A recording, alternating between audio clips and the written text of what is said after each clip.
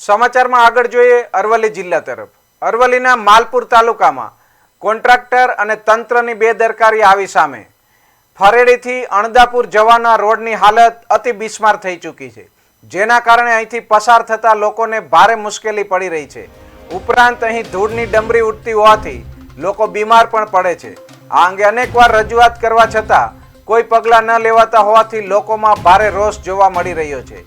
3 વર્ષ પહેલા પ્રધાનમંત્રી ગામ સડક યોજનામાં આ રોડ મંજૂર થયો હતો। 2 વર્ષથી રોડ પર મેટલ અને કપચી પાથરી દેવાતા વાહન ચાલકો મુશ્કેલીમાં મુકાયા છે। વહેલી તકે રોડ બનાવવામાં આવે તેવી લોકોની માંગ ઉઠી છે।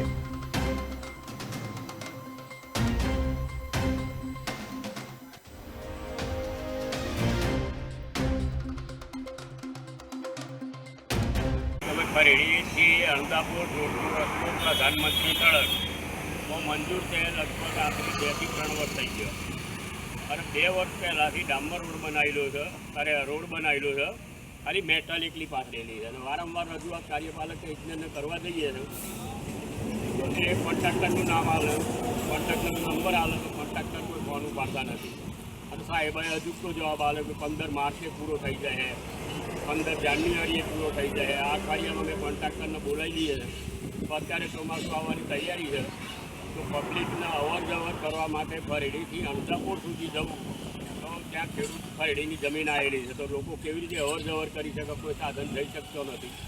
તો વિનંતીથી તત્પરે આ રોડનું કામ પૂરું થવું જોઈએ એવી અમારી અપેક્ષા છે અને આ કાર્યપાલક ઇજનેરને શું છે કે પછી કોન્ટ્રાક્ટરને શું છે અમને કંઈ ખબર પડતી નથી, જેથી સત્વરે તાત્કાલિક ધોરણે આ બાબતે યોગ્ય નિર્ણય લેવા વિનંતી।